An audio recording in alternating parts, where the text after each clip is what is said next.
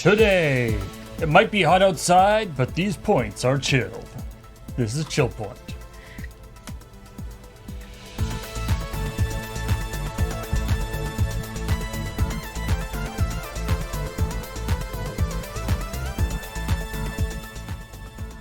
Best Hey. served chilled, huh? Yeah, these points, yes, best served chilled, like revenge.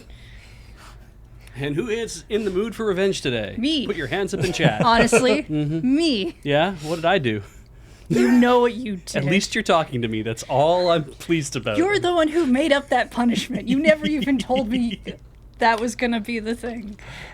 I mean, Hey everybody, welcome to ChillPoint show where we talk about video game news of the week and also about the episode of Checkpoint that just passed. If you haven't seen that episode of Checkpoint, you should. It is a good episode. It's got Beej and Kathleen being sassy about various things. Uh-huh. True. It's definitely got Beach in it, maybe trying to do a thing. So sure, yeah, let's talk about that first, because so this is what Beach's story was about. Which was the particular one Hades. that got right? We're going to Hades. start there, are we? Okay. I mean, might as well. Yeah, why not? Brought it up. You knew So- this was coming. Talking about Hades merch, Yeah. which somebody pointed out. Apparently, Supergiant did do their own merch, like for a while. See, I had a feeling they probably would have. But then they stopped, I guess, and then starting to do it again. But I can imagine that, sourcing and making plushes and things from probably China has been a little dicey in the last couple of years. Yeah, So- like if we were going to make plushes at any point, that's a thing we would offload to another person. and especially the complicated, like ones as complicated as the Cerberus and the like. It's not, they aren't Yeah. just like, I want a bear with a different thing on its chest. I would like a dog with 3 heads Yeah, on Where- slightly different faces. yeah. Where are the 3 heads?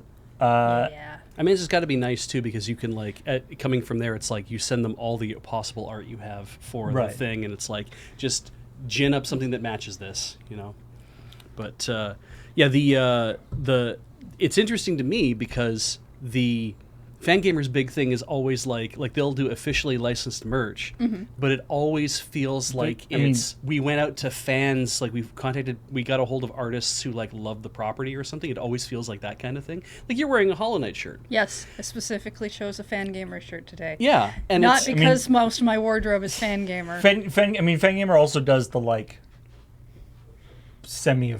unofficial stuff. too, exactly, right? yeah.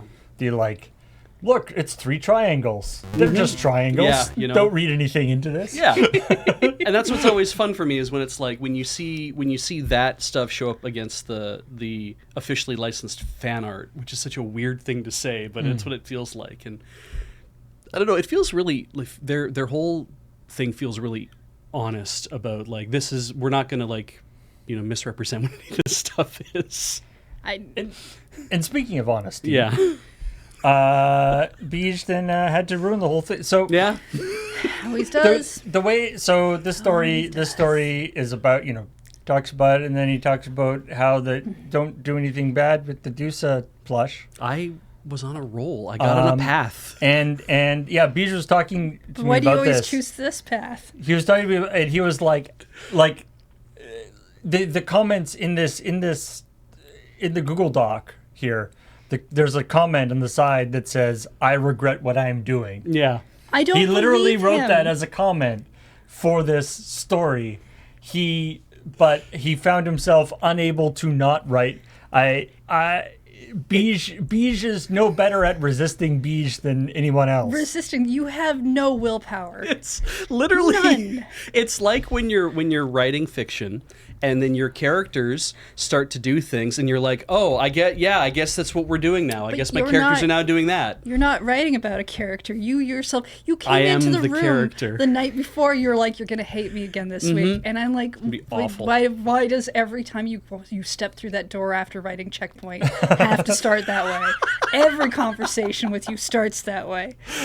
Okay, first, sorry.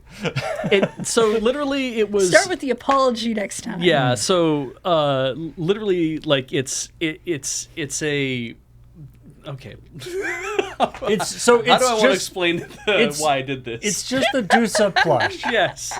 Why is it Dusa? Because she's a big character and also the most plush oriented character in that she's mostly a ball. spherical already. Dusa is extremely popular. Yeah. Yeah, she's very popular and also very very like appropriate for a plush. And Yeah. the only thing I wish that Dusa had as a plush on top of that design is like a little pull string so that I could set her up on the ceiling so that she would go into the rafters. Yes. Oh, so she like moves up and down. Yes.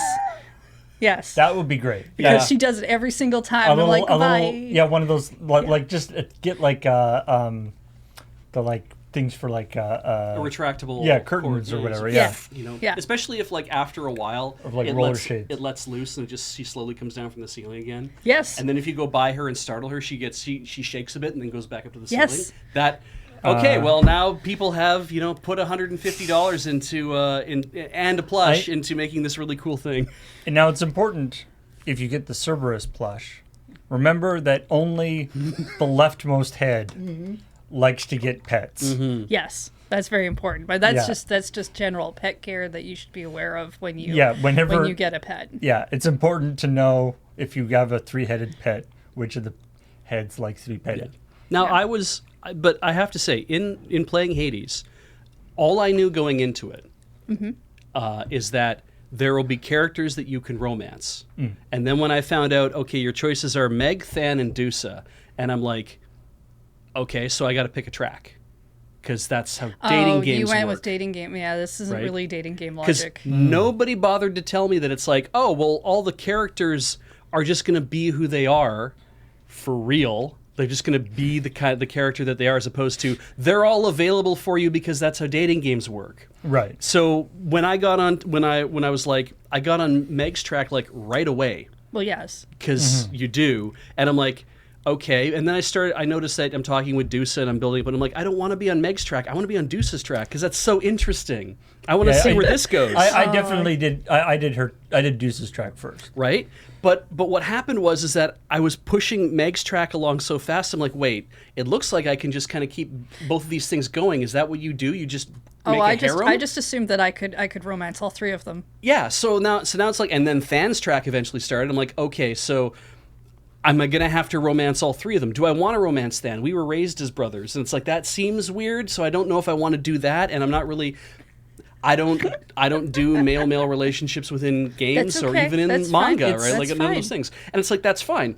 But it's like, but I want to go after Deuce's track. And then when it just didn't work, I'm like, is this because I ended up romancing Meg first, that she's like, no, this is closed off to you? No. And to find out later from people, be like, no, that's literally how her track goes. I'm like, but I wanted the weird, like the cute kind of like, oh, it's a stolen moments and a tryst behind closed doors and ducking behind curtains so nobody can see us. It's like, I want that kind of forbidden relationship between the prince and his maid, and it's like, I can't have that. And that's why. Sorry, Beach. That's not what Dusa wanted. No, also- exactly, right? Yeah. But also, Than. Well, it's the Thanatos, all the way. The I don't interesting care thing if you about don't it, like that. I mean, and the one of the great things about Hades is the interesting thing about the, like you can romance all three of them at the same time. Yeah. But it's not really it's not like a harem situation, because No. it's like the nature of the sort of romances are not like you're married to this person. Yes. It's just like there, and especially, I mean, and then I think the one with Dusa in particular is one of the more interesting and like thoughtful depictions of like a somebody sort of having a crush and then having that crush like reciprocate and then realizing that that's not what they want is actually like this incredibly nuanced story, and it's totally amazing that it's happening inside this like roguelike game that has this big Yeah. combat thing. Yeah, again, where Hades is like, oh, the writing is just excellent. So, but also Meg scares the shit and out of then- me, and I'm not entirely So- comfortable with the relationship we have. But I'm like, well, here we are, I mean, But I'm just playing as Zag. I'm not Zag in this sense. I'm just playing as Zag. So it's like, so I realize that it's not supposed to be what I want. It's supposed to. well, no, I mean they're the way they're the all game their is. characters of who they are, and this is Exactly. just the story that you get told. Yeah. So. I do agree. Somebody mentioned that. So there's Zag and Nick's pins. Yeah. I am I surprised. feel like that's a big like they could have like pins are pretty easy. Like they could have easily done like Meg and Thanatos. Yeah. As well, like it. You would think like of all the products you can create, the like chibi pins. Yeah, I'm I feel like surprised there I'm were only surprised the they didn't two. just do like a whole ton of those. But I assume that maybe they will release more later because sometimes That's true. Like Fangamer also did just release new Hollow Knight plushes. And also, you showed me the Pinventory. Yes, the Pinventory Well, the whole the pin campaign that Fangamer is doing. has started. They like announced that the morning of Checkpoint. Yeah. So Oh, okay. Let's They're see doing what- like a sort of a it's, penny arcade kind of thing. where- Piniverse. Yeah, it's a lot. It feels a lot like what what they called Pinfinity it. is doing, where you buy a set of pins and they come to you, and there's like a bigger pin and there's a couple smaller pins. And it's like a Yeah, a it's but it's not. subscription? It doesn't feel like Blind Box. It just feels like No, you're paying you, for you, these. You pick the pin you want. It's Yeah. it's a larger pin. Like the Hollow Knight one has the knight or the player character because that's not his name, but and then like a little tiny the badge that gives you the little floaty like moth guy that has his same face. Oh Right, yeah, I think right. so. Yeah. Yeah, it has one of those, Okay. and then it comes with like a couple of stickers and some sort of trading board or something. But it's basically just like, oh look, new pins. It's a good point that like I don't know why, because in Hades, for every charm, when you fully level the charm, you get the little like chibi icon on top of the thing. Like it seems crazy to me that they didn't at least make like a sticker sheet of all of those. Oh yeah. Yeah. Yeah. Like I they could were go for there, just a like sticker. they're just like they're there, right? Like they already did all the art. It would be just like put them all on a sticker sheet. But I like I said, I wouldn't be surprised if they just added more merch later, because like when you make merch, there is this thing of like, sure, you can do anything and everything, but you want to start with some stuff, right? You Yeah, want to bring that's out some true. stuff later. Yeah. You can only hold so much inventory, and yeah, you want to keep excited, which is why I brought up the Hollow Knight merch, because like they've been making Hollow Knight merch for ages. Yeah. We still don't know when Silk Song is coming out, and they just But give they us every time they make new merch, it's like, why are you making new merch? Is it because Silk Song is going to come out? it's a corner for plush, and he hums. Oh. Right, his little songs that he does. Yes.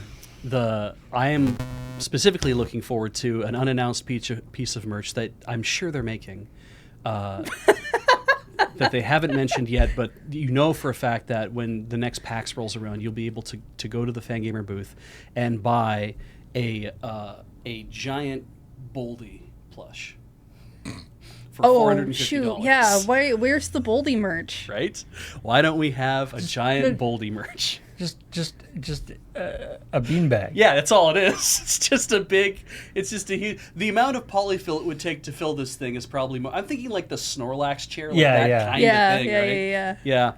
Just make it a beanbag. Yeah, really? Just a big beanbag that you Yeah. like overstuffed a little bit, but you can still kind of sit on. Yeah. Yes, I cannot overstate how much that Fangamer does not sponsor us, but I would very much be happy if they did. You know that the Boldy thing probably came up, and they're like, "We're not going to make a ball. We're not going to make a weird ball." I mean, Boldy's I wouldn't be great. surprised if somebody else has made that. Yeah. Boldy is there for you, But, always. yeah. So that's that, and that is really the extent of what we need to talk about for that story. Yeah. Yeah. And then there's also the other story that Beach did that started the same in terms of it being it's hot outside. very warm. That's mostly what I remember about his stories. But it was more of a PSA. Yeah, so this is something. So the Nintendo did a PSA about the Switch 2 weeks ago, I think. And then Steam did, or Valve did one about the Steam Deck recently about basically these mobile devices don't use them. They don't want you to use them in the heat. Yeah. What's the maximum temperature? I don't know, because Beej didn't actually write the story in a useful way to actually tell people what the temperature is. No. I did. The Nintendo only released that you can use their that you can use it between ambient temperatures for the Switch are 5 and 35 degrees, and in fact, some people Celsius, by the way, we're Canadian. I'm not even gonna. If I'm don't gonna care. denote degrees, I'm gonna say Fahrenheit when I mean Fahrenheit, and otherwise I'm gonna say what the rest of the world uses. Yes, and I'm going to tell our audience what we're using. So anyway, somebody in chat has already said, yeah, it was 35 degrees where I was, and my Switch was. I went outside to play it, and my Switch was not happy about being out in the heat like that. So it's like, so that already is a thing. I don't know if they have like an onboard thermometer to detect what the ambient temp is, because normally you just put it in to say, here's what the temp inside the case is. Yeah. It's not. Yeah, it's not that the. I can almost guarantee that it's not detecting ambient temperature. Yeah, I would assume it shouldn't either. It's just like every processor, it has a thermal envelope that it's supposed to fit into, and that the fans and the cooling is designed to deal with. Now Valve released a spec that says is a lot more technical, because they said the Steam Deck will shut itself down when internal temperatures reach 105 degrees. Right. And I'm like, okay, that's very straightforward. Like, you know exactly what that means. It's harder for you to tell, well, when will I know when this thing is at it? And how do I know that playing it outside when it's 40 degrees out will actually eventually make this thing hit 105? And I'm like, okay, I don't know how we'll know that. See, you said you would say Fahrenheit when I mean it. No. When you mean it. 105 degrees Celsius? Yes. Wouldn't we all just be dead? No, when the internal temperature of a CPU reaches 105 degrees Celsius, it's like, I need to shut down. Currently, most CPUs will run to like 95 degrees Celsius, and at that point, they'll be like, I really need a thermal cut, right? And depending on the CPU, obviously. And if, for whatever they're using on the inside, 105 degrees Celsius is not out of the ordinary for a CPU to be able to make it to. But when you get to that point, it's like, it needs to shut off. That is like the sort of red line. Yeah. Like, if you were to, and then literally, yeah, if you were to touch that CPU bare with your finger, you would be burned immediately. That's how it is. And that's what's tough, is like, Nintendo released ambient temperatures, Steam released internal, or Valve released internal temperatures. I'm like, I had to write that story like twice to try to make it make sense. Well, so it's like, these are the things that they said. And I mean, because that's the thing for, because again, because Steam is coming from a PC world. I mean, that's a standard thing for, nobody talks about like if you buy like a Intel or an AMD processor, they don't tell you what the ambient temperature has to be. Exactly. Because it depends on how you're cooling and everything. Yeah, if your heat sink and fan is good enough, then you can run it in 40 degrees Celsius. Almost anyone who's buying a Stream Deck from Valve is a very specific niche audience who's probably way more familiar with that. More familiar with that, whereas Nintendo has a larger consumer base that is made up of, and it's way easier to tell them that it's like, if you step outside when it's -4 outside, the Switch will not want to run. Like, it'll get to a point where it's like, I'm not comfortable doing this. But that'll be probably because of different reasons. That'll probably be more of like there's condensation, and there's like all these other things happening, and and also the batteries. Lithium-ion batteries start to really be unhappy at low temperatures. Yeah, and they probably can't. The heat from the CPU running while you're playing would not be anything what you would need to heat a case. Well, and by the time, yeah. But yeah, lithium-ion batteries, when they get cold, all sorts of really weird things start happening with them. Yeah. But I remember. Yeah, me too. I remember back in the day. Older iMacs, the aluminum style iMacs. Oh yeah.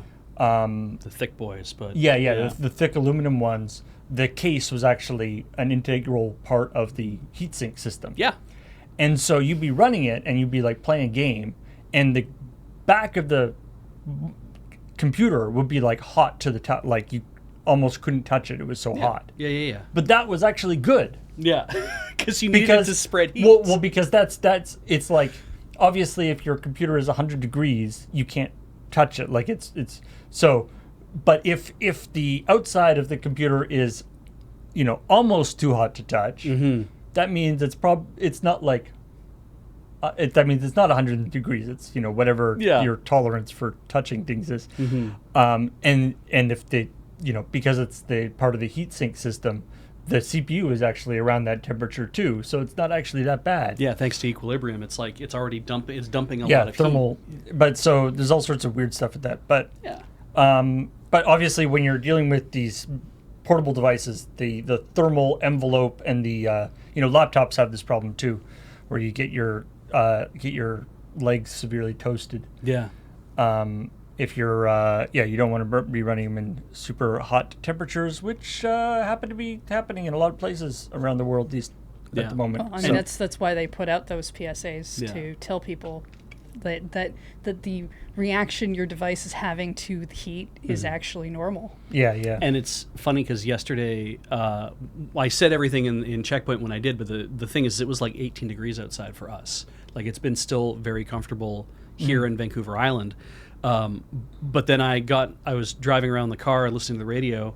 I had errands to run. Leave me alone. Anyway, I didn't drive today. I don't drive most days. I only drive when I have errands to do. I did not see a single comment in there. I know. It was really great. Being mad at you about driving your car to work. Yeah, and I do drive a Jetta TDI, so it's like, but they also worked on it, and they fixed the whole thing. I was part of Dieselgate. Anyway, they did say on the radio that it's 29 degrees in central Vancouver Island yesterday, and I'm like, where? Like Powell River? Like, where are they talking about central Vancouver Island? And then how come it's such a difference? What's the disparity between there and where we are? It's not that far away. And they also said that by next week, the Vancouver itself will be experiencing 30-degree heat, which means we are probably going to get that heat wave about the same time coming over us too. Your front door. I do not want to hear about it. Yeah, it's awful. So yeah, I mean, in terms of temperatures, I'm okay as long as we're still at the stage where opening a window makes things colder. Yeah, it's like nice. like if as long as the temperature is still such a point where you can open the window and like put a fan in front of it. Yeah. But when you get to the point where it's opening the window makes it hotter, and putting a fan in front of it just turns your place into a convection oven instead of a regular oven. That is when I'm like, nope. Guess I'm working from work today. It drives me. Yeah, no, it drives me up the wall. Coming home and realizing that Beach has like insulated the entire house and kept everything closed because it's dark, and it's really nice and sunny outside. It's really hot outside too, but you're like, it's sunny out. I'd like the windows open. Yeah, I'd like to see light. I'd like the natural light. Yeah, I don't actually like overhead lights. Yeah, I know. Prefer natural lights, and it's just like, I should just be able to open that window and things would be okay, but why? Yeah, but if we know you open that window and it's going to be like in about an hour, it's going to be 6 degrees warmer in there than you expected. Yeah. So it sucks. Something that actually has been going around, because the heat wave in the UK and stuff. One thing people, obviously they have the same problem that we have in that people don't usually have air conditioning in their homes. Yes. But the other thing that people talked about, which is also the case here, and for some reason, the other aspect that I hadn't really thought about is that, of course, all our houses and buildings and everything in this part of the world are optimized for retaining. No, they're optimized for retaining heat. Yes, because we have winters. Yeah. And so it's And it's weird because you'd think that, well, if that just means your house is well insulated, and it's like. But there's other considerations, right? It's like we don't have awnings over our windows to protect us from sun when it's really, really hot out, because it's like it never gets, But like when we went to, I know this is getting way off top of the thing, but I don't care. I want to tell the story. When we went to Midway to visit my uncle and aunt, I noticed that their house, they had a single floor, like a bungalow, right? And Midway regularly gets up to like 35, 40 degrees Celsius in the summer. It's like it's right on the border of BC and Washington State. And it's just in a valley, and so it gets really hot in that valley. And they had big awnings over every single one of their windows, and I thought it was so odd to see that. And I asked him about it, and he was like, oh, that's because when the sun is up, it keeps it from shining in through the glass and heating the interior of the house. And so they extend out quite a distance so that you can keep a lot of the sun out as it's going over the house over the course of the day. And I'm like, oh. Still actually get a view. Yeah, you still get a view and you still get natural light, but you get like indirect light. And I'm like, oh, that's interesting. So I don't have a ton of direct like sun coming in because I just, I live in an apartment block and it's a relatively, it has to, so the angle that it is, yeah. But what I continually learn about is that the building right across from me is like bright yellow and really reflects the sun back at me. Nice. Yeah, I know over the last couple of years, like we had the office on lockdown, where it was like people are not supposed to come into the office at all. Like everybody's working from home unless you really like, except for like a couple occasions or whatever. And the heat was so bad, we were like, okay, as long as you're not sick and you all stay in your own separate rooms, we will let you come into the office and use the AC. Yeah, just because, for the AC. Because you will die at home. Yeah, I mean, bring some entertainment. Even in, I remember even in Moonbase Mark III, which didn't have AC, but it did have a basement. That's true. And so the scary at basement. At a certain time of the year, a lot of meetings and things would be actually like downstairs, down in the base. That was where all the like storage and the AFK. Yeah, I didn't like was. being down there. The random weird things happen. I mean, those Commodore hustles about finding meat were made up, certainly, but there were just weird things down there sometimes. To be fair, a lot of those spiders. things were things that we put down there, but still. Yeah, well, that didn't make that any better. Anyway, let's talk about things that aren't heat. Except or under heat. This guy got some serious heat from Bungie. Yeah.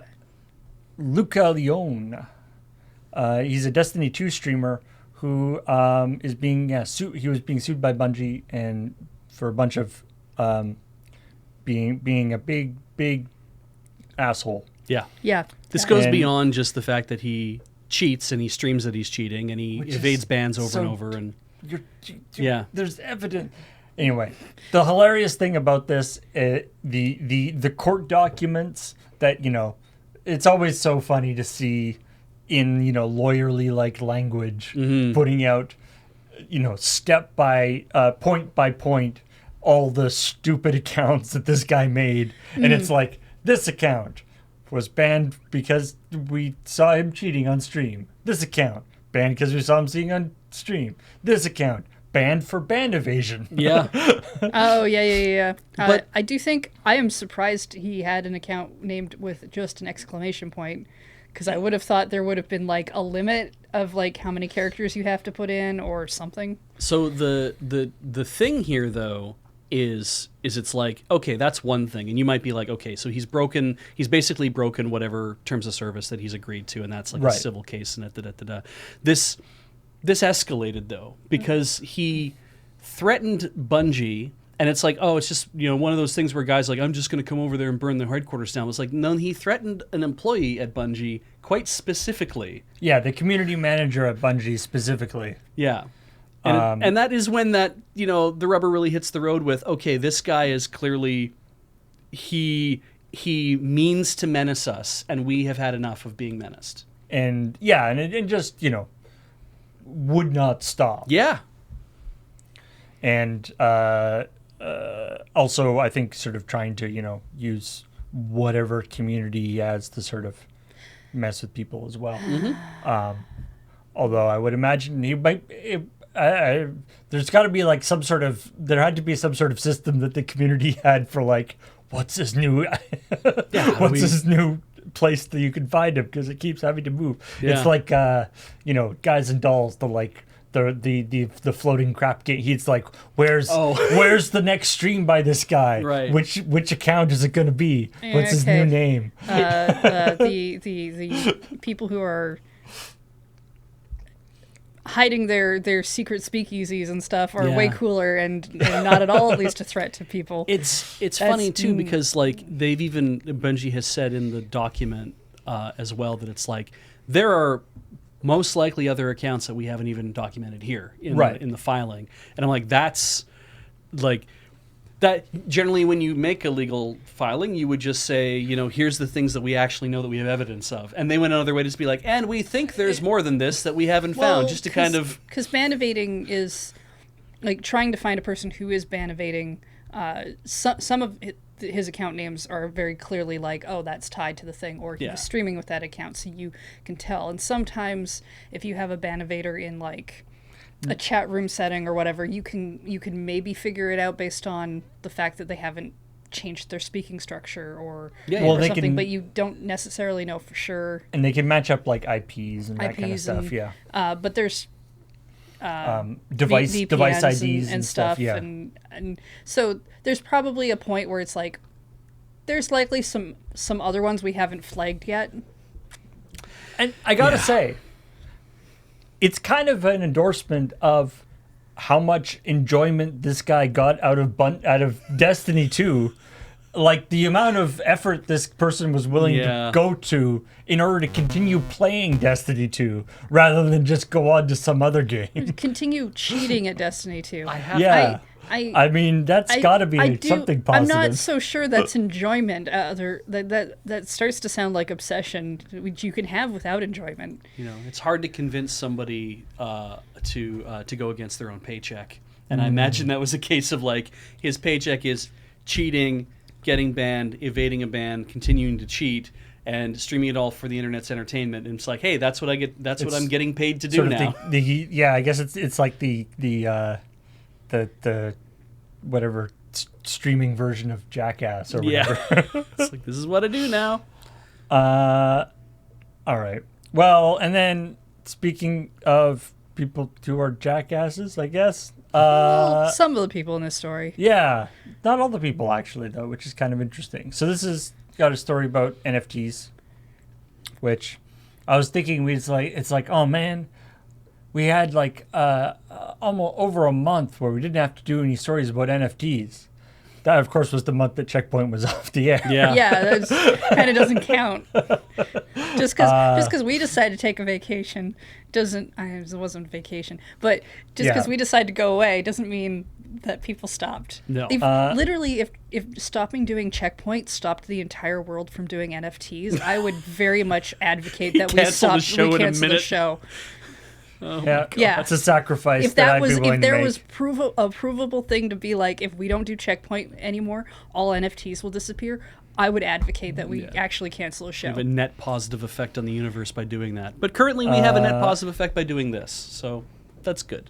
So yeah, this is about that Microsoft has updated the terms of service for Minecraft, that they are disallowing any NFTs in association with the game,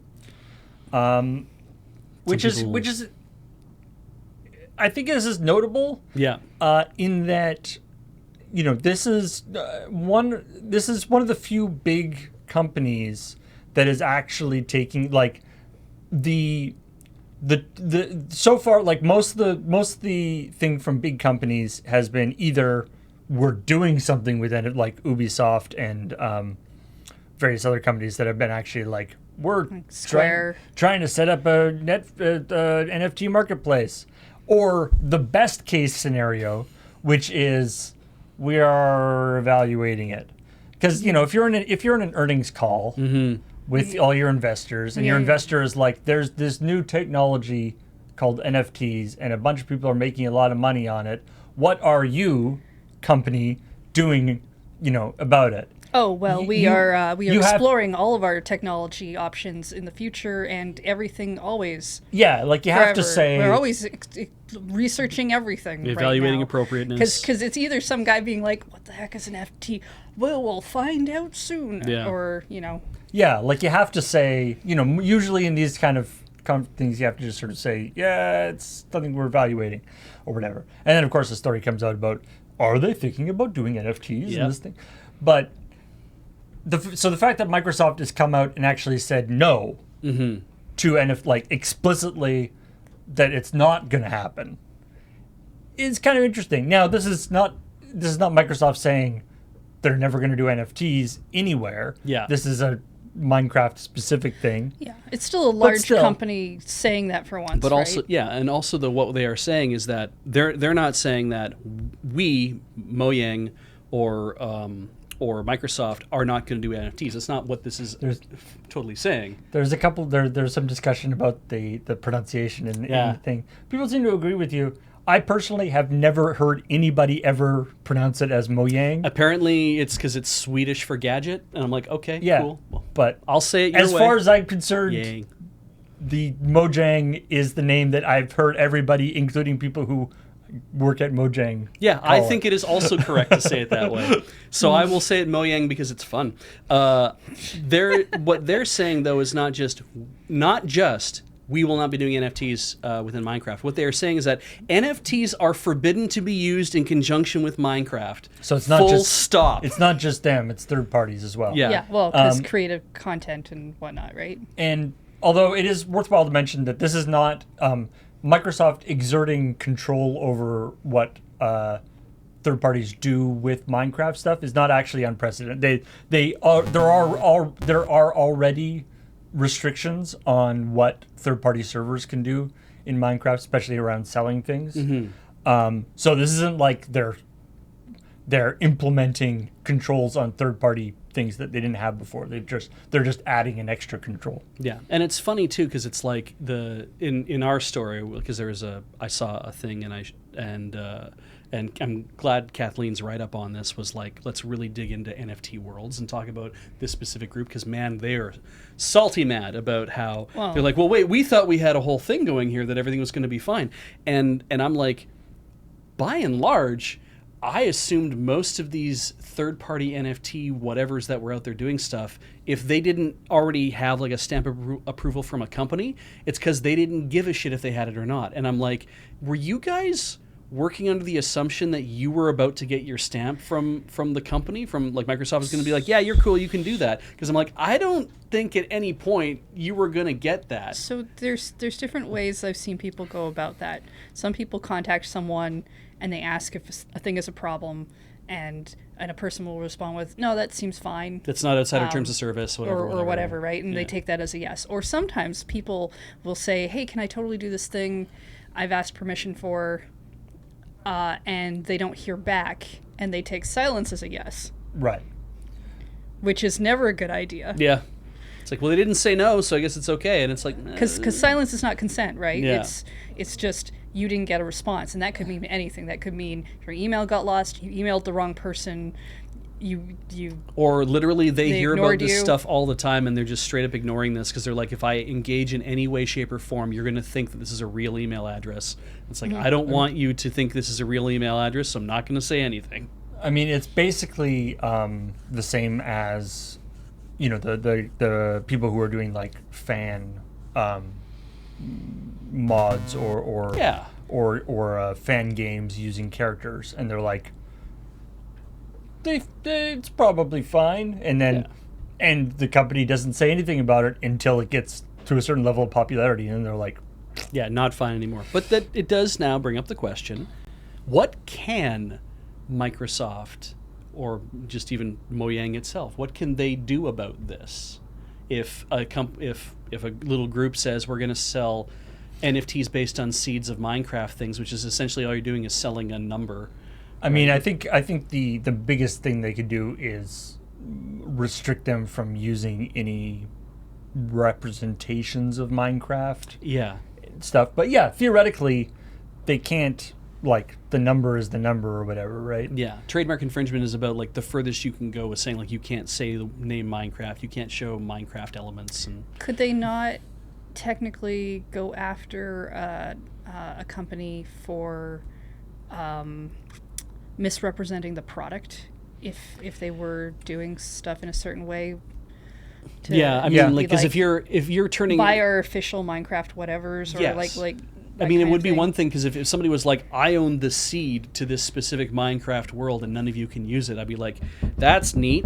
Look, I'm using it. You know, like it's. Well, I mean, and that's of course, that's the weird thing about NFTs, right? Yeah. Is that the whole like, I own this particular seed, no one else can use it, like, obviously isn't a thing. Yeah, absolutely. So, and it's not like, I don't think Minecraft Worlds is pretending it's a thing even. Mm-hmm. That's the strange thing about NFTs, right? Where it's like, it doesn't give you copyright, it doesn't give you exclusive control, Mm-hmm.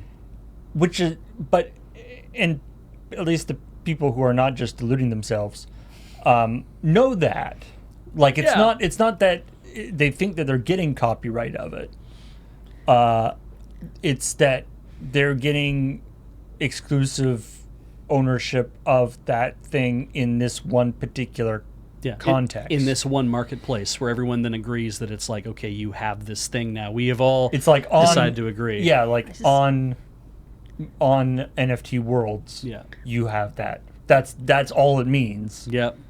And if you're in that community, then maybe that matters to you. But I- it would, and- because if you own something in that community, you want people to respect your ownership. You say that people know that this Wow. means that you don't own copyright or you don't own a thing, but I would like to bring forward Yeah. the person who bought that Dune book and That then wasn't- tried to make a Kickstarter thing. That wasn't to even do. an NFT thing. Yeah. No, That was but- just somebody who didn't but- understand copyright in general. Yes, Yeah. but I think if you can have one person who just doesn't understand copyright in general, you can have at least 10 more people who don't quite get NFTs but think that that means copyright. Yeah. Right, yeah. Yeah. Anyway. So let's talk about and also the Alienware 17-inch laptop that its screen runs at 480 hertz. For a that coming good? up. Okay, that's more important. Let's address that No, question. I'm curious. Is that good? Yes. It's fast. I mean, it's so it used to be that like the minimum, like like a television ran at about 30 frames a second. Yeah, okay. Uh, Is that 30 hertz? Yeah. Yes. Oh, I didn't realize those Yeah. were comparable. Hertz is the hertz whatever prefix. Basically means like 1 tick per second. per second. Oh, yeah. okay. I Yeah. see. So like that's why like something when a computer is like 10 gigahertz, that's Yeah. a lot. Now you can separate those things out because you're like, if a screen refreshes at 60 hertz, what it's saying is that within 1 second you're getting 60 refreshes of your screen. Like this, you're going to see 60 images on your screen in 1 second. And that used to be the baseline. Exactly. Like if you could have if like your 120 now, right? if your CRT monitor Oh. did 60 frames a second, that was considered to be fine. Yeah. Better was if they went up to like, I remember I had a monitor that went like 85. Yeah, I had 75. Which was good because 60 was bad because if you were under fluorescent lights, 60 hertz would interfere with the lights in a weird way. But So you're saying it would make your eyes hurt? Yes. yes, yeah. And so you wanted to get to 85 if you could. You wanted to go even higher than that. LCD screens, when this refresh thing was going on, the LCD screens started at 30 hertz as well, and they went to 60 hertz and kind of sat there. But we've seen movement from 60 to 120 to 144 to like things beyond that. And so frames per second in a video game is separate from the idea of hertz. But when the two match up, it means that if you're playing at 60 frames per second and you're getting 60 hertz on your screen, that's great, because then every time your screen refreshes, it's also getting a brand new frame, and these things have to be in sync with each other, hopefully, so that you're seeing this thing. So if you have a game running faster than that, 120 frames a second, yes, it's very smooth, but on a 60 frames a second monitor, it only refreshes 60 times a second, but your game's running at 120. So you're missing frames because those aren't being drawn to your screen. You don't ever get to see them, right? So get a 120 hertz TV or 120 hertz screen, and now you can see all 120 frames. Except you can't because the human eye doesn't really detect that many things. You can see all of them. So if you have 480 hertz, but now your super snazzy 4K game is running 120, does that mean your eyes can see the extra frames that they're not giving you? Well, you're not. So it's more subconscious, I guess. There's a question. So there's a big debate about how much you can see, and like 60 to 120 is generally considered to be you can see it. Yeah. It's funny because of course motion flow is like that. There's a lot of stuff in for consoles right now where they talk about like locked 60 frames a second things. Well, yes, being because like if it's locked, then it means it doesn't dip. Well, yeah, but that's being like a target, right? Okay. Whereas in the PC world, people are like, if it's not 60 frames a second, I'm not even playing it. Yeah. And I want it higher, right? Yeah. I want it 120. I want it whatever. But there's definitely diminishing returns. And so the idea that 480 hertz is actually like useful, especially like it's 480. It's only a 1080p monitor, like right? Because they knew they had to do something to be. You'd like, much rather it be like a 4K monitor but yeah, and what we've had Asus, I think it was Asus, 300 hertz monitors are a thing. You can get ones that are 360, whatever it is. I think it's some sort of a multiple of 6. You can do 360, yeah. Yeah, so it's like 360 hertz monitor came out not that long ago, and then for Alienware to say, hey, we're going to make a 17-inch screen for your laptop that is 1080p and is 480 hertz. It's like, okay, that is a big deal. That and has 3 millisecond refresh or a lag or whatever, right? I'm like, okay, that's interesting how that's all going to work out with itself.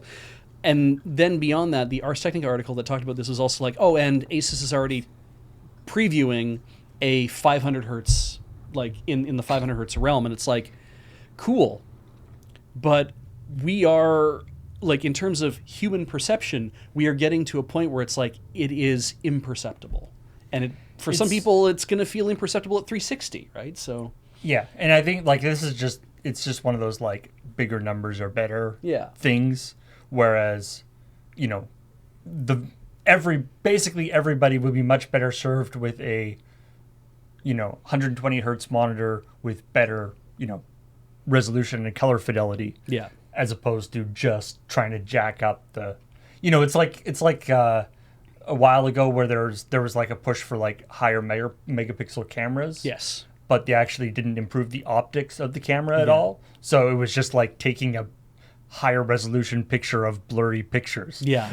It And was like that doesn't actually help you at all. There was a whole section Apple did when they were showing off an iPhone a few years ago where they're like, so we've made deeper wells for the light to enter, and that means that we actually get a more precise image. And it means that, yes, we didn't up the megapixels of our cameras. It just means that we made the precision better. So you now take a more accurate photo with better light retention than you would if you were using this other kind of thing. I'm like, okay, that's really. I mean, they didn't develop the camera. I don't think. I think it was still like a Sony camera. But it's like there's that idea of eventually the amount of number of something that is produced. It's like, well, another number has to change now because this number is like doesn't mean anything, and now this number means more than that, and then this other number is going to be more than that. And I'm like, sure. I think if everybody ends up with 480 hertz monitors, everywhere, and they're all great and wonderful, and we can all see whatever. It's like that's fine, that's wonderful, but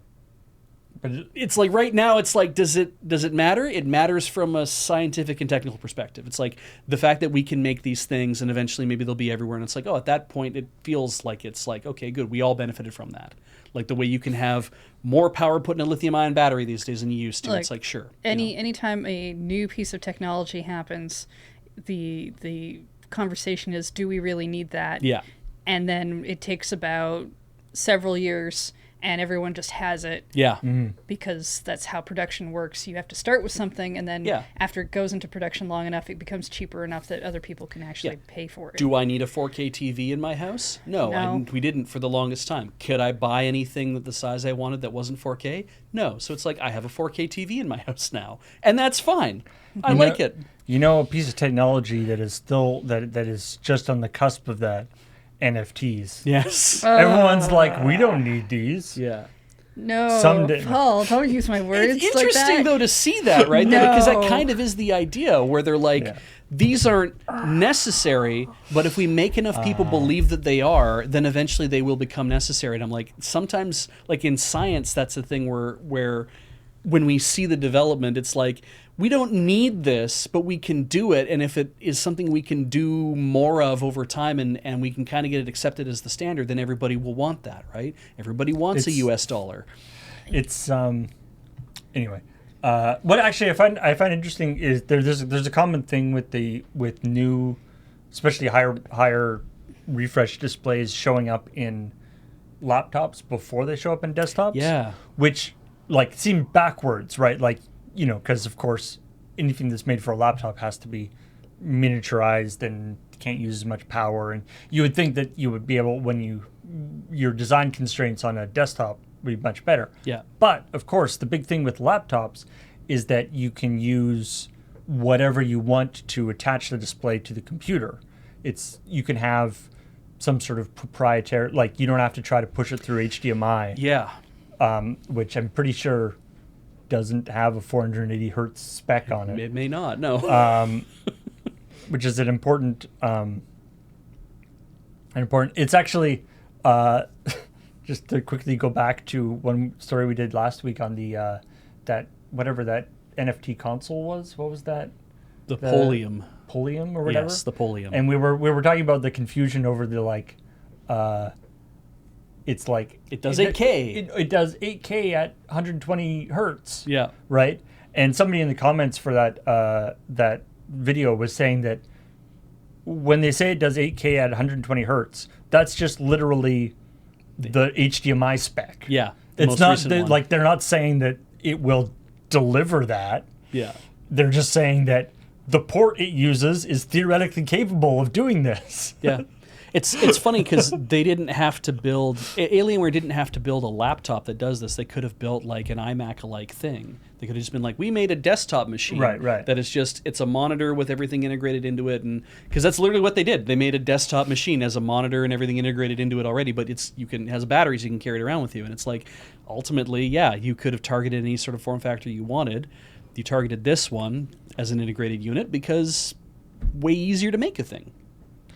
All right. Well, let's move on Please. to stories that we didn't talk about. There's one thing. So this may not be actually as interesting a story as I think it is, because this might be based on my lack of experience or knowledge in this area. Okay. But Oh, I forgot to watch this. Apex Legends is doing so for one thing, they're doing a special event called Gaiden or whatever. Gaiden, yeah. Yeah. Side story. That they're adding like One Piece and Naruto and other anime inspired skins to their game. Yeah. Which is cool. But another aspect of this is that they are also providing a big pack of assets for VTubers, for Apex Legends VTubers, including like full rigged models. Yeah. And overlays, sound effects, special little things, and full like instructions on how to implement them using free software. Yeah. For VTubers, which to me sounds quite like an interesting idea. Yes. Maybe that's something other companies have already done. I don't know, but I just saw this and I was like, to actually not only release like, because an asset pack for a game for like streamers is something that's been done before, but to actually release like VTuber models that are fully Yeah. rigged and ready to be used. Not that I've heard of. Sounds quite interesting. I don't know what I want to talk about first. Somebody pick something. Well, first of all, almost all the anime they're doing is basically Shonen Jump, Yes, it's except for One Piece, Naruto, My Hero Academia, and what was the last one? Evangelion. Evangelion. And Eva, yeah. Which which I don't think the manga for that, which was after the fact, ever ran in Shonen Jump, but yeah. yeah, I'm just saying they it sounds like they only had to talk to Yeah, they got the Shonen Jump pack. yeah. I mean, it's like, oh, why Shonen Jump? It's like because boys play the game and boys read Shonen Jump because it's literally in the name. Shonen Jump It's- manga anime stuff tends to be very long running Yep. and popular as a result of that, and so a lot of people know the characters for longer. Exactly. Like you literally get more people who know who Naruto is because he's been around for long enough. Right. Exactly. Like I've never watched an episode of Naruto, No. but I know who the guy Like, is. you Yeah. know who One Piece is, and Yeah. Yeah. Well, and I mean, and You know also, who Luffy is, yeah. and also, obviously, you're in terms of when you're going to choose an anime, you're going to be choosing like a fighting action anime. yes, and I'm Because pretty sure all of these 'cause- have been in a shonen fighting game. because Yeah. that's what happens in the game. In Yeah. Apex. Sure didn't have Sailor Moon show up in this. I thought it was in so okay. No, I don't want them to. I'm going to Sailor get all Moon. my shit out, I guess, in one fell swoop. I watched the thing, and I was like, who animated this? For one, the 2-minute that they did, because I'm like, this feels like whoever animated it is somebody who definitely knows anime from. Boy, I have sure watched this shit on Adult Swim. Because I It was. does have a certain sort of Western anime look to It it. sure does. Like looking at it, I'm like, it really does feel like that, which is odd because I'm like, it could have just as easily been Wait, a that's Japanese company. Naruto?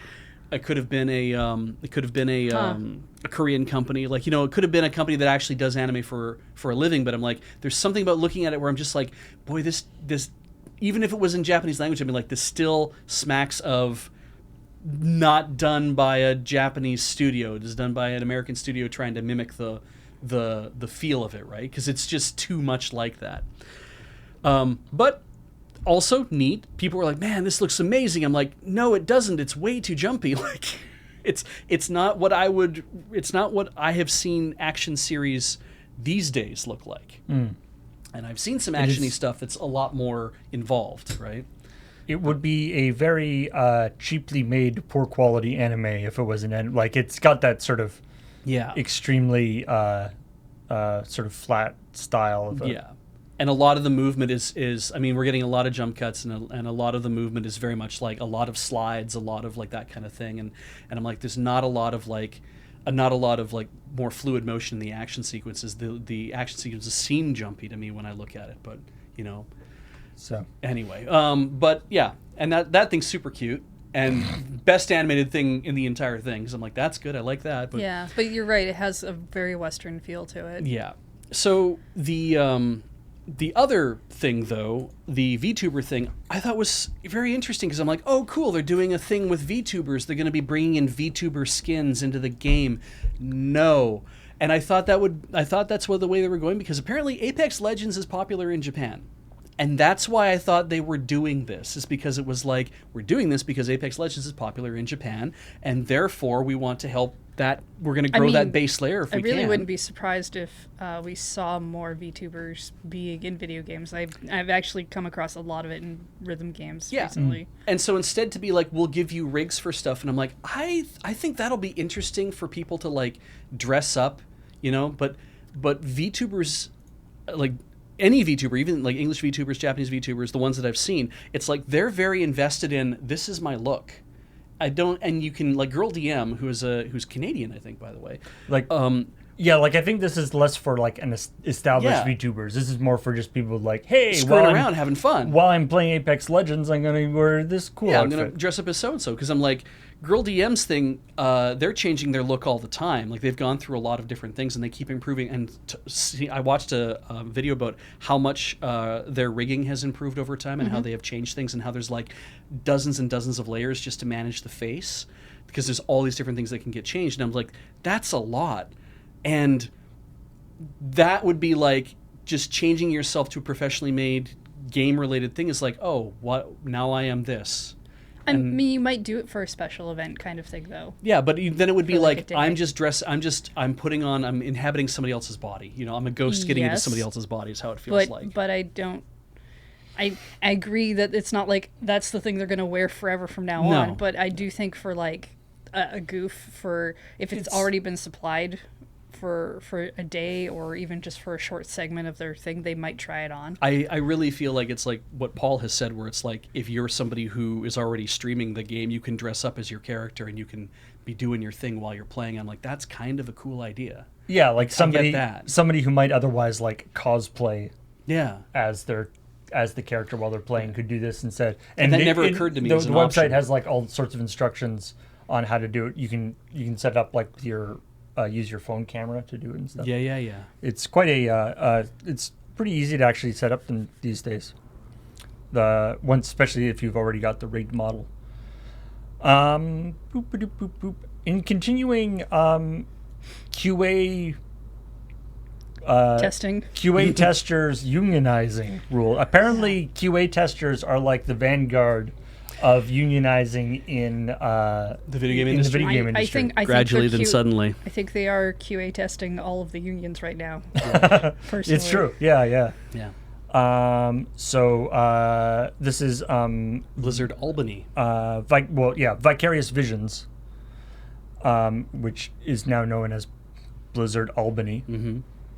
which is like the most boring name. And I had no idea what they made. Yeah. Crash Bandicoot Insane Trilogy, Tony Hawk's Pro Skater 1 and 2. I guess Yeah, that's yeah. the new one. I'm like, okay, they've made some stuff. Cool. All right. Yeah. So anyway, they are basically they're at the same stage that like Raven Software Right. was, where with the QA test, where they're saying they're announcing the thing. Blizzard is basically like whatever. Yeah, I get we have to let you do whatever you're going to do, so we'll just wait and see what happens. And they like, we will wait for, and so they're not voluntarily recognizing the union, which is not surprising. Mm-hmm. And so it's the same process where they have to go to the whatever board, National Labor Relations Board. yeah, the National Labor Relations Board, to get it like officially done, and then so. What's interesting about this, of course, is that as we go into the Activision Blizzard Microsoft merger thing, again, Microsoft has publicly said that they are going to be hands off Yeah. in terms of unionization and labor relations, in the sense that they will not interfere with it in any way. Yeah. Which is, I guess, good. I mean, it would be obviously nice if they were like pushing it, but that is unlikely. And I think near the end of the article, like the Polygon article, there's a reference made that Microsoft is signing when I say an agreement, it's like a pledge or whatever. But they're coming to an agreement with the Communication Workers Association, or Communication Workers Alliance, the CWA, to basically say, like, we acknowledge that these are things that are going on. That it's like we are aware and we acknowledge them, and that's where we're gonna leave it. That Yeah, it's like, and they've publicly like signed a pledge, being we will not impede any union effort. Yeah. So that's something anyway. yeah, it's kind of So- neat that this is happening again. That this is, and it's another Sort of- Activision Blizzard yeah, company, going- and that this might. That's gradually then suddenly it's like this is the idea. It's like Well, sometimes you need somebody to start. yeah, and Raven did that, and then now we're going to see if Vicarious Visions Group does that. Well, I mean, what are they called again? Game Workers Alliance Albany is what they're calling themselves. So it also proves that Game Workers Alliance, with all the work that they've been doing in the background, they've been pushing the idea of, hey, you guys can unionize. It is a possibility if that's what you really want to do, and so here's how you would do it. And it does show that that's It is coming yeah. along for them. And that's good for GWA, I think, is like another win here, another win there. I think slowly that will start to introduce that idea to people. And then everyone's like, oh, maybe I can do it. And then you can see whether your company can support one or not.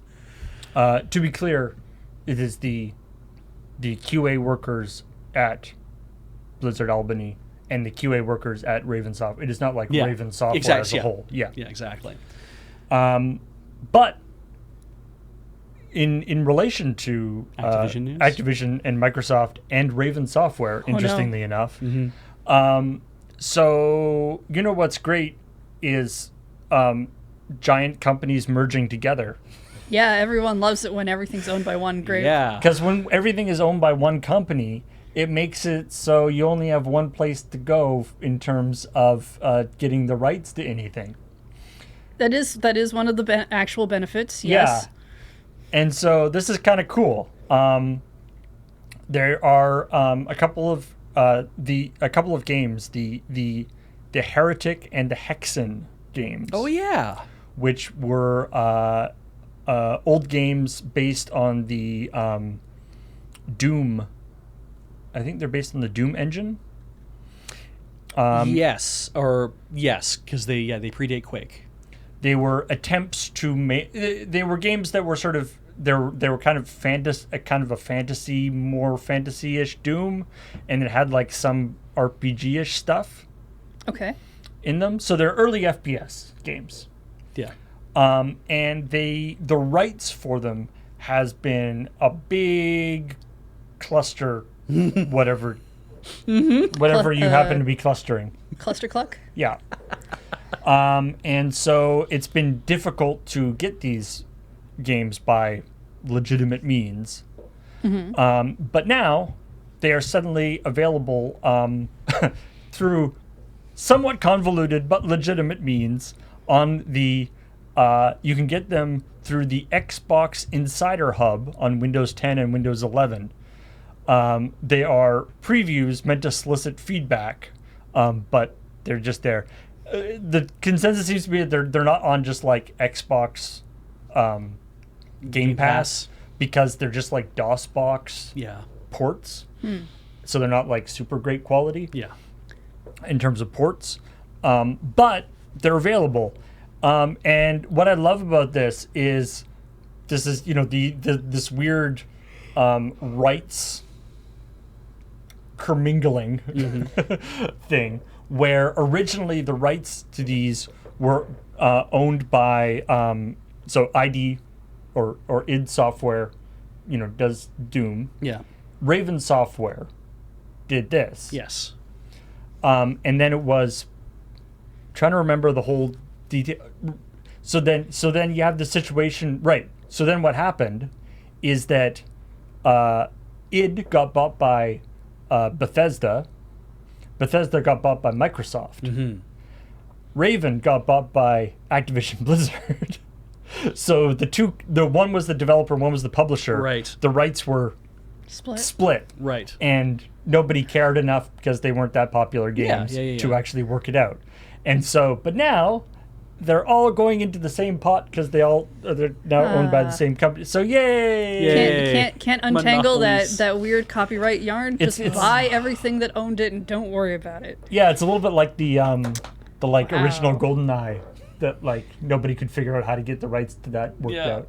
Yeah. I think they're still working on that. Funny for things that at the time too were also like these were interesting games and popular among the people who liked to play them, which is a weird thing to say, but it's like this game was popular by the people who enjoyed it, and it was beloved in the sense to that audience only. Like other computer game players didn't really look at this. Like if you didn't play Hexen or Heretic, then you would be like whatever. I mean, like I didn't play Hexen and Heretic. I played Doom. And when I tried to play Hexen one time, like I don't understand, or Heretic I think is what I tried to play, and I'm like, I don't understand anything what's going on in this game. I don't understand. Shouldn't I be walking around and blowing up enemies with my staff? Like, shouldn't that be the thing that you do? Because there was nothing about it that tried to onboard you into this is the idea, especially when you're pirating it. You're like, there's no sort of instruction manuals or anything else you're getting. You're just getting the game. You're like, I'll be good at this. And you try playing, you're like, I don't know what the fuck I'm doing. So I hate to tell you this, Beach, but every FPS thing I've seen these days doesn't try to onboard you. They presume you know how to play an FPS, and that's it. Well, there's that, but- Beej's hot take is that this pirated game didn't come with a manual. Exactly. That's what I'm saying. Exactly. It's like, but I didn't understand what it was I was supposed to do. Whereas, like in like Rise of the Triad or Duke Nukem 3D or like any other kind of first-person game as they develop, it's like, oh, what do? I run around and I shoot things because that's my motivation. It's like it felt pretty clear. So it was too cerebral. I think so was the Yeah. problem. Yeah, I didn't realize it was Too supposed much to be an RPG. in-depth combat. Can I insert another Activision story real Sure, fast? yeah. Great. This actually showed up. Was it today? It is today. On Ars Technica, Activision employees walk off the job seeking abortion and LGBTQ support. Now, this is a very small group of people, given how many employees there are, but reportedly 450 people. It's a small group of people given how many people that Blizzard employs, but it is 450 Is this people. like a bunch of people from one studio or something? This is, let me see if I can find the studio actual thing. Perhaps in Texas? I'll read you the lead. Hundreds of Activision Blizzard employees walked off the job on Thursday in an effort to get company support for employees living in, quote, locations which are passing anti-abortion, anti-LGBTQ+, or any other discriminatory legislation, a note from the group said. And so this is a protest that's known as Walkout to End Gender Equality. And what they are... Gender Sorry, inequality. Gender inequity. Inequity. Gender Yeah, inequity. yeah, That's why I was yeah. like, equality. I'm like, that doesn't seem Yeah. right. Inequity. Good, yes, To please, end thank gender you. inequity. Thank you for correcting that. Yeah. No equal pay. Yeah. No equal pay. The demand is that so they've been planning the walkout for weeks, and there's a donation-based strike fund to support these employees. And so this has kind of been coming for a little bit. Participants came from multiple Activision Blizzard offices, including the Irvine, California headquarters so of it's Blizzard, and Activision publishing offices in Austin, Texas, among others. So there's lots of people. It's cool that, like, because of course California is one state where things are, relatively good. They're trying to enshrine all the stuff of like, we want these protections, whereas Texas is like, we're getting rid of all that shit, yeehaw. And so what they're asking, I shouldn't say asking, they're demanding Activision Blizzard provide assistance to employees who want to avoid such legislation by moving to and working from safe states. They want fully remote work for everybody. They want the company to pay for relocation costs and cost of living adjustments for employees who want to move to safe states. And it's like, it's a big ask. But also, if you're working for that company, if you've been working there for a long time, and it's like, I want to continue to work for you, but I can't do it from this location. Please help me move to another place. Put up for this. Like, it's the one thing to say, like, we'll fly you to a state where you can get an abortion. That's one thing, right? But that means that you have to then also go to your company and tell them, it's like, hey, I need an abortion. And they're like, great, thank you for telling me your employer. That's none of my freaking business, right? Well, I mean, it is now if you have to. Yeah, it's an interesting. I mean, I don't think there is precedent at the moment for, a company. I don't know. Maybe there is for companies relocating employees between states when the state has changes laws that would affect laws them. that would affect I mean, them. I think the company could do one better. They could move the entire company out of the states. Yeah. I mean, that's something they've done that before, and for other reasons. Lots of companies move to specific places because they get certain benefits for doing so, or they threaten to move out of certain states if they don't. Yeah. If they won't play ball, do that. And I know there have been there's definitely I don't know, I guess Activision Blizzard has been one of them, but I know that there have been quite a few companies that have come forward to be to say like they will cover costs for people to do things, but not actually relocate people. Yeah. So this is 450 people in multiple locations who have all said we are walking out. They're putting themselves on Twitter. They're communicating with their management and being like, this is a thing that we want and we demand that you do something about this. And so, more labor action within the video game industry. Interesting. Yeah. In other non-serious news, Something a little more lighthearted to go into. yeah. Do you want an Atari 2600? No. Do you want one made out of Lego? Wait, no, I've changed my mind.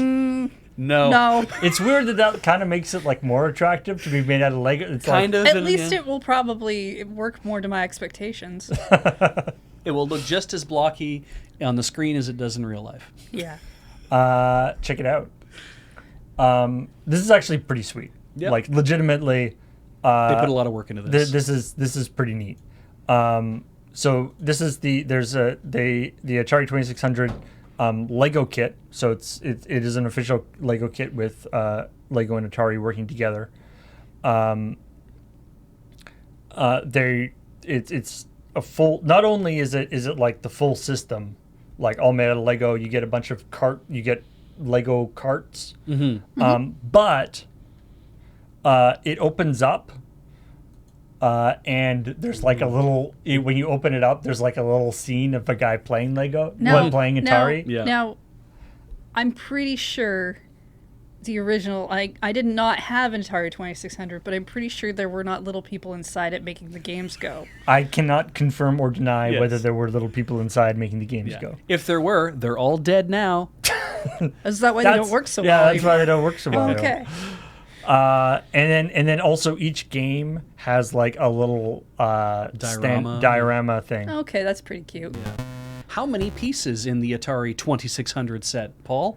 Not the amount that you would think. 2600? No. Oh, Disappointing. that is disappointing, to be honest. It is 2,532 pieces. So close. Oh, you were so close. Yes. What, you Why can't, don't you they just can't- add like a couple pieces? Can't supply the extra 68 pieces? Like even putting in all the extra cartridges and stuff and the little dioramas, I'm like, you were struggling to make it, and it's like if you just found a way. Just replace some of the things with like 10, one square little.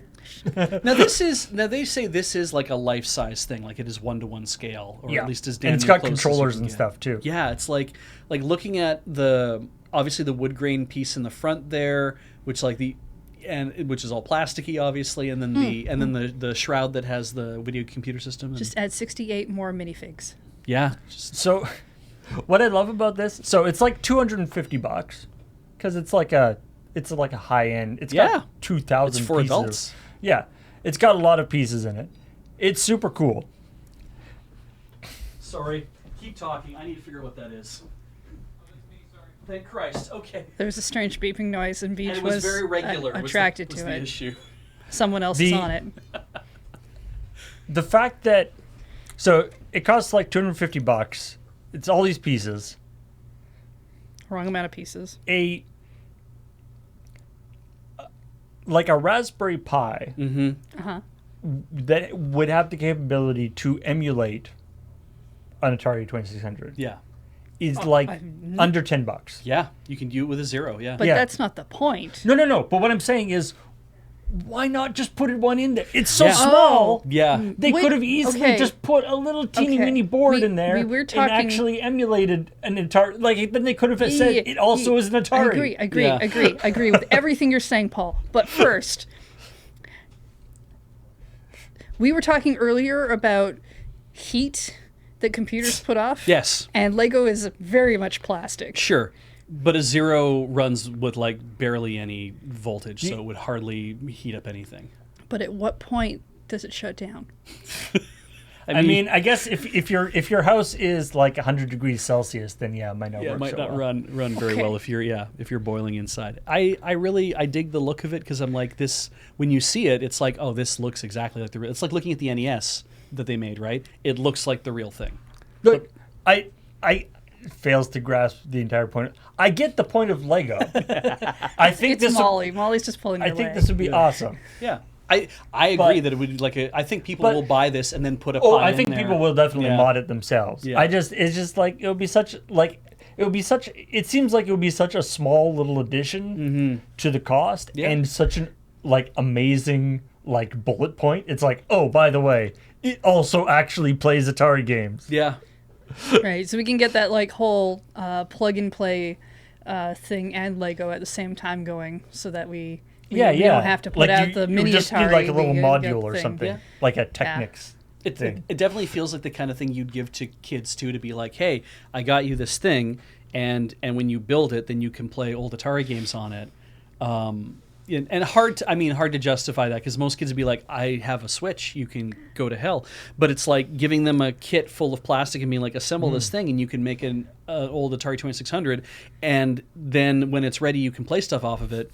And don't tell them that all they have to do is just take the little module and plug everything in and play all the Atari I was stuff. going to say, the actual brain would be like a little genie thing, but still. Well, they work with Raspberry Pi or whomever, and they embed the thing in a special brick, and you put the brick in, and then it's like, okay. I picture Beej bringing out this Lego set and being like, "Here, child, I brought the new video game device," and the child is just like, "Oh."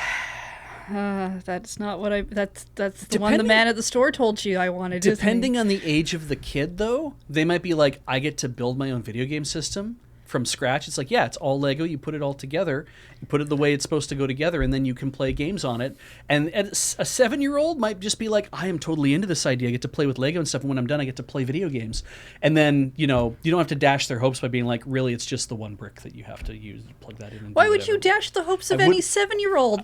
I wouldn't want to. I was not going to tell them that. Why you bring that up? I would never say to them. I'd be like, let them be happy about it. And when they're like 12 years old and they dig it out of the closet, they're like, wait, it was just this fucking thing I had to plug in. You have a weird concept of ages, I feel like. Yeah. Some 17-year-old kid going through his old Lego and being like, right? Yeah. You can have this, but it only plays the E.T. Atari game. Exactly. Sorry. I took all the other games off of it. You'll get those as you do your chores. I mean, what was the age rating on that Lego? Because a lot of the more complex ones have been like 18 plus. Yeah, it's probably 17 plus. So it's probably in there. I wouldn't. Don't know. You want to give that to a kid on their own? Probably not. No. But I mean, I wasn't dumb enough to eat Lego pieces at that age, so I assume that my kids won't be either. So I have to assume. Speaking of eating Lego pieces, for the longest time in the office here, in the corner of our office, we've got like the little area for eating and stuff with the table and things. Yeah. And often there's some various candies and nibbles on there. Random assortments of garbage that people have sent us through mail time, which is always very nice. Or random stuff from the Japanese candy box. I also say garbage because a bunch of us have the habit of taking the candy out and leaving the wrappers. Yes. That is because if you leave the wrapper, nobody will know that you took the candy. Yeah. What does that matter? Which is funny because when I see empty wrappers, I'm like, somebody took the goddamn candies. If they just threw them away, I would have had no idea.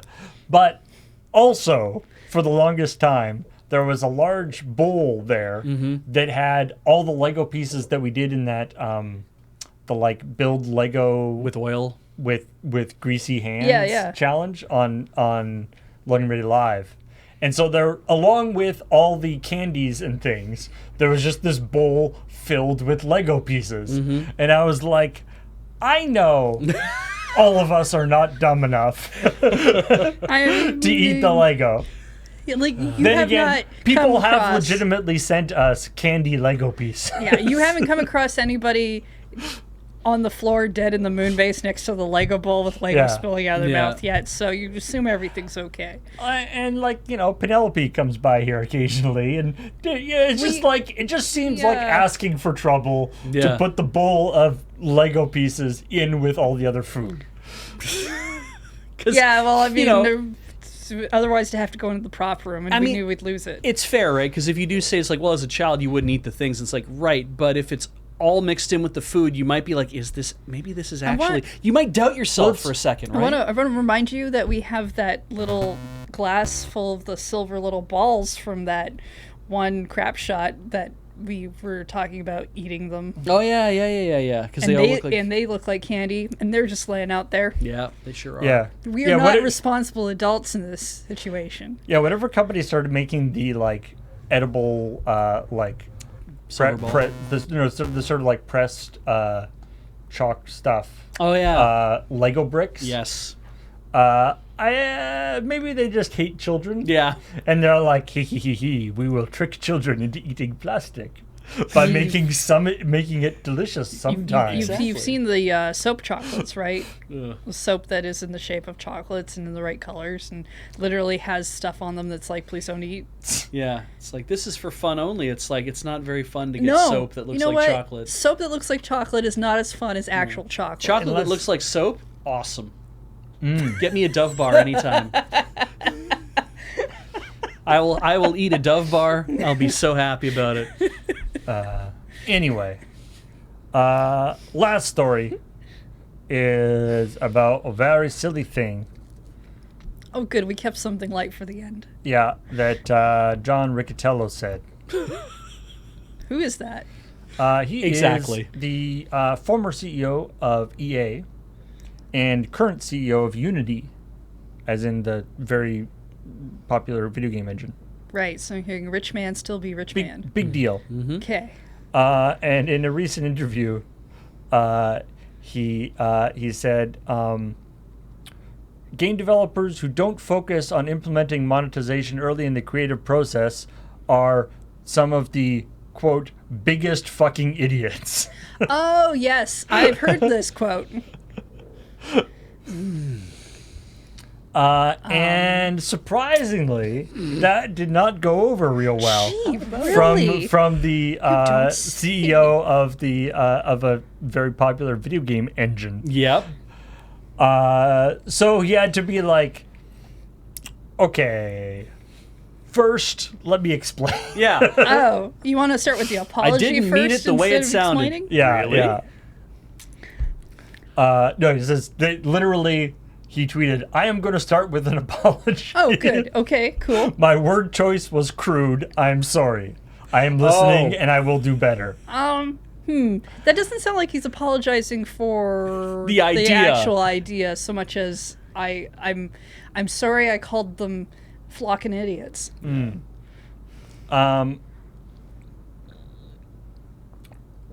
So, Does it go anywhere else from here? Like, yeah. So I mean, and I kind of get what he's talking about, right? He's saying he's like,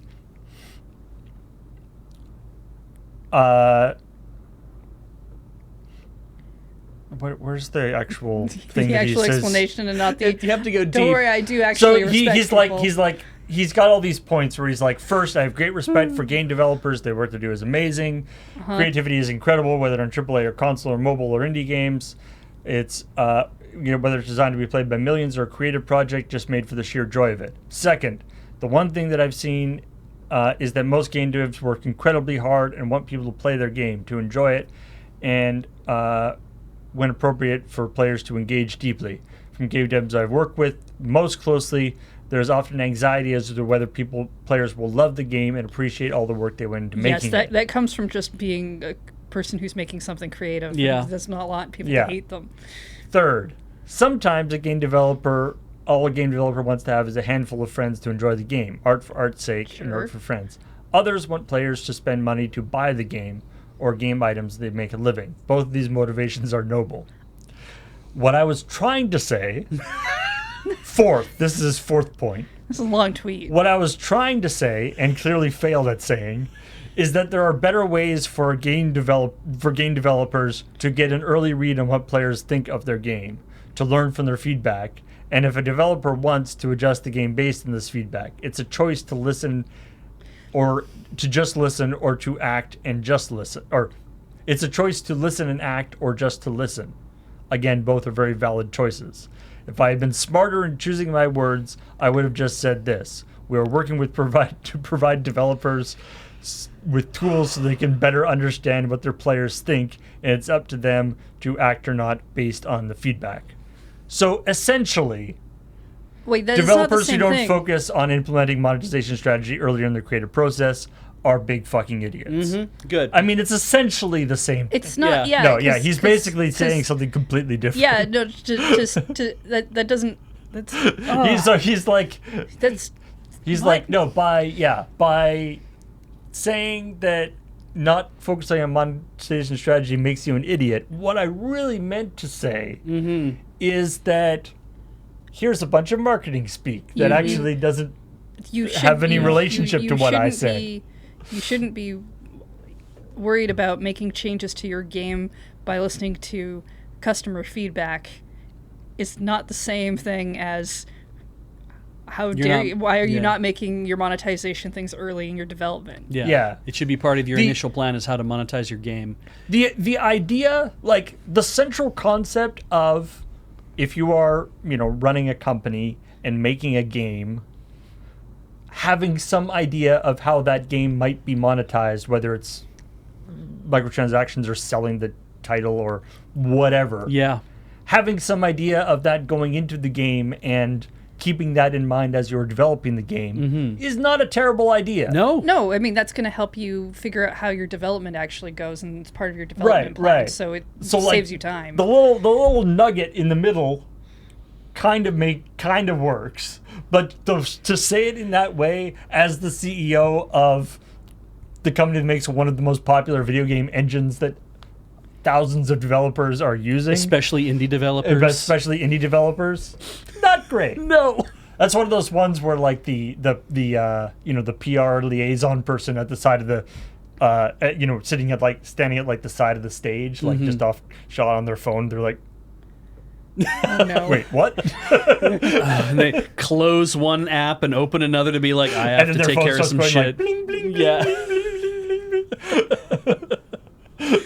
It's funny, right? Because it's like that idea of when anybody says monetization of a video game, I never assume what they mean is, here's my video game, it's $5, thanks for buying it. I never No, I generally assume Right. microtransactions. Yeah, I always assume that it's monetization after the acquisition of a game. And that could be in-app purchases, that could be a subscription model, that could be like any sort of other thing as well. And it's like, But monetization can mean it just can means mean anything. anything, yeah. But yeah, it's become that specific terminology has become associated with the sort of Oh yeah. in-app purchases, that kind Yeah. of stuff. Often it's the jargon gets used for that kind of thing. It's like, oh, well, how are you monetizing your videos?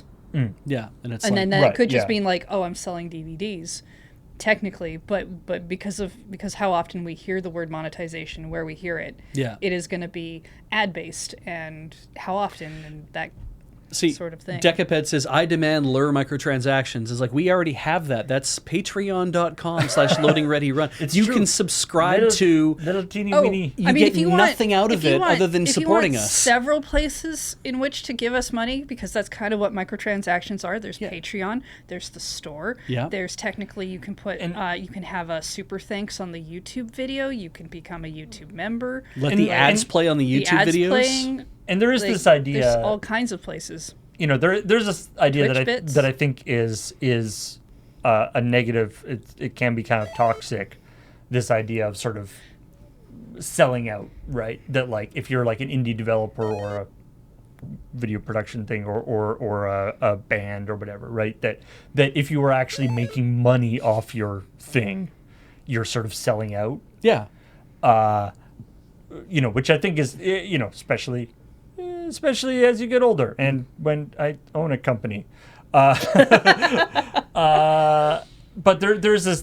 I think that attitude can become quite sort of toxic, and the idea that you can't, that making money in some way makes your output less artistic. It's part of the if you're making good art, you have to be a starving artist mentality, Right, Which right. is very harmful for several reasons. Because for one thing, that makes the artist starve, Yeah. which is not great. And I'll tell you what, as someone who did like 16-hour costume class days, doing those did not make me more creative. No. It's funny, right? The idea... Suffering did not make me more creative. It's funny how like the idea of, oh, well, if you have to suffer through the process in so many ways, I'm like, because it's like it's introducing additional stress into the process of doing the thing. It's like that doesn't that can benefit some people's like fire, obviously, right? It's like I got to do something, and then the desperation makes something happen. I'm like, but why do people have to be desperate in order to be creative? We don't. We talk about how there's so many other great ways to be creative. So yeah, the essentially like the idea of, the CEO of the company being like, you are while you're talking about your games, when you're building your games, thinking about your monetization strategy is a good idea. Yeah. Yeah, but maybe if that's he had fine. said it like that. Yeah. But maybe Thinking about it earlier is a good idea. What's annoying about this is that he said it in this incredibly crude, insulting way. Yeah. But then in the walk back, he didn't even say it again. Like No. he didn't No. say anything about people's monetization strategy when he walked it back, which is frustrating because like if he had actually put back in, but monetization is something that you should think about, then at least it would be like, okay, you were trying to say this, but you did it in a bad way. Yeah. Like, Whereas this is just like, no, what I meant to say was this completely different thing that's just a chunk of marketing yeah, and speak. that just feels disingenuous at that point, right? Yeah. It's funny too, because like when I think about like what I like about a video game is I see it, I pay some money for it, I play the game, that's kind of the end of my whatever. And as I've gotten older and kind of been steeped more in this, I'm also like, I see there's value in saying, I get a video game, then I pay you for it. That idea of like, oh, this game has ads all over it. And it's like, okay, but if I give you $5, you'll shut up, right? And it's like, yep, and the game is now yours because it is just, it's a conversation between you and the game now. It's not between you, the game, and a bunch of people who want to advertise to you. I understand that as a value. The playing Pokemon Picross and finding out it's like, you can only pay up to $40 for this game, but you can also just do it for free. You can do it for $16, you can do whatever. I'm like, that is also appealing too. A subscription model for a game where it's like World of Warcraft or whatever is like, I get the game for free, but it costs me $15 a month to belong to the thing to do it. I'm like, now that I'm older, I see value in that too. And it's like, I know that we've all kind of come to this thing of like, it used to be, there's a game, I buy it, I play it, and that is what it is. I understand the value of those things. I still prefer, I pay the money, I get the game. If I care more about the game and I want to spend more money on the game, then I will buy other things, or I've bought the same game several times. Yeah. And everyone has obviously their own levels, different levels of what is like, now this is scummy and I don't want part of it. But it's like touring artists, right? Like to find out, like I'm a fan of Bare Naked Ladies, and finding out that we know. Yes. And traditionally, the big thing is like, well, you sell a lot of albums, and it's like, yeah, but the albums don't do anything to pay off whatever in their biography, and they were talking about, it's like, what actually makes us money is when we tour, because merch is something that we obviously make money back as well, but also through ticket sales and through everything else. We make way more money touring than we would ever make selling albums.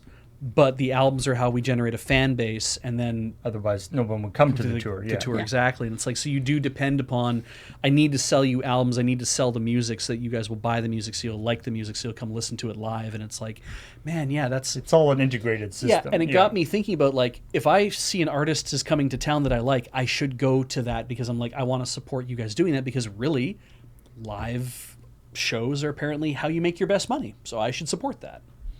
Yeah, it's it's tough to try to see all the different sort of angles on what, like, there's been a couple of, especially for because mobile apps tend to be more in that sort of low end range where they're messing around with more different weird monetization systems, but there's been a couple of like really good useful apps that I've started using for my phone that might have like ads on it, and I'll be like, these ads are kind of annoying. I use this app a lot, I'm willing to buy this app. And then it's like, no, you cannot buy this app for any amount of money, but you can subscribe to this app for $1 a month. And I'm like, nope, I'm out. Yeah. I don't care. I don't care if that's if I'm totally like, I don't care if in aggregate that's less money than I would have spent if I just bought the app, but subscribing to just like some like not even like a service or whatever, it's just like a random app that it's just in order to keep using it you have to subscribe to it. I'm like, and that's I'm sure personally my personal thing. You probably also still pay subscription things for like Netflix or other things that are those kinds of services, but I understand that too, where it's just like there are certain apps where I've been like, it's just a list app. I don't need your online. I just want the app to not have the ads. Right. So why would I subscribe to that? Yeah, and it's like, I get the idea where it's like supporting continued development and all that stuff, but it's just the monetization model doesn't work for me in that particular regard. And so like I get the idea behind it, but it is, you get. especially in this day and age, it's very easy to have your subscriptions get out of control, I think. Oh, Yeah. very easy. I mean, on top of, your entertainment stuff with, Netflix and Yeah. Amazon Prime or whatever. And then also having subscription, we've got obviously a bunch of Adobe Creative Suite subscriptions. Yep. We would buy it if we could, but can't. Yep. yeah. I mean, for And various other apps. what I like to do for subscriptions, because like Netflix and whatnot will often, you can unsubscribe and come back and all your stuff is still there, like what your playlists and what are. So often what I do is I'd subscribe to one, just jam on the gas of a bunch of shows, and then it'd be like a month would go by and be like, oh, but I want to watch a show over there. Great, cancel this one, start that one. Yeah. A lot of people do the sharing thing, but Yeah, and what Isn't I says there is true. Like I get why you would want to do a subscription model for an app. Yeah. It makes sense from the developer point of view. Mm-hmm. It just unfortunately doesn't make sense for my. We're not demonizing those things No. so much as No, that it's just unfortunate. it tends to be when we know about. Yeah, it just doesn't work for me. It's weird for me too, because like subscribing to an app, I mean, like if it was an app that I'm in 8 hours a day, all day, every day, then buying a subscription for it at a reasonable price feels pretty good. But if it's like, if I bought like, I don't know, if I bought like a graphic design app, like Acorn or something like that, and they were subscription only, I'd be like, I maybe use you once or twice a month. I don't know why I would do that. Like it's like it depends on the level of what, and that is a problem too, because it means that I might drop $20 or $30 on that app if it was available for $20 or $30. I think it is. I think Acorn's a one-time buy. It's like I drop the money on that app so I can use it the infrequent time. Then I feel like I'm getting my value out of this thing, right? But it's like, if you make yourself a subscription-only thing like Adobe did, then what you're saying is that only people who need to use this thing day in, day out will actually feel value from it, and people who don't will not feel value from it, and therefore you're disincentivizing customers who only want it for occasional use. I mean, I'd be really happy if they put in, because some places that do subscription will sometimes do a lifetime subscription Right. thing where it's essentially that one-time purchase. Yeah.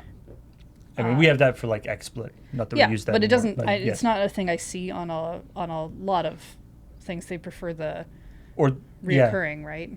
I mean, there's the one monetization system that actually can work quite well as sort of a split model is the like subscription.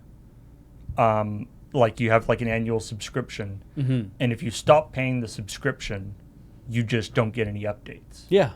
So it's like whatever version that you stop paying the subscription on, that is the you version can keep you get. that. Yeah. That's fine. Yep. You just won't get the new versions. And like I think that can work.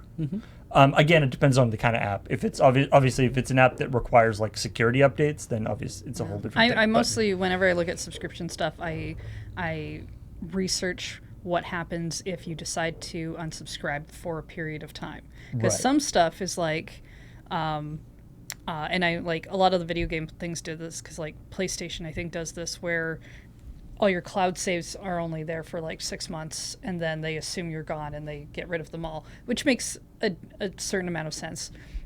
But in like, if you were to take a break from an MMO, that's not a thing that you would want.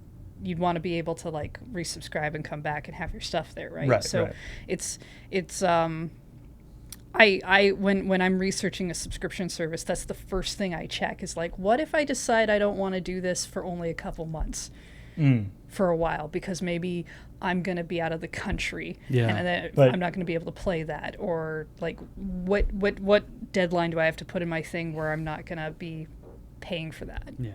But then the other half of that is the like, not security, but the privacy aspect, where you want to be able to get them to delete if you were like, I don't want to have a relationship with this company anymore, you want to be able to tell them to delete all your data, which Yeah, can I've also sometimes be a pain in the butt. I've gotten rid of accounts on some sites where trying to delete your account, like getting it actually deleted off their site, is an interesting hassle. Yeah. They're like, what? But what if you want to come back at some point? I will never come. Yeah. The longer this goes on, the less chance I have of coming back. Yeah.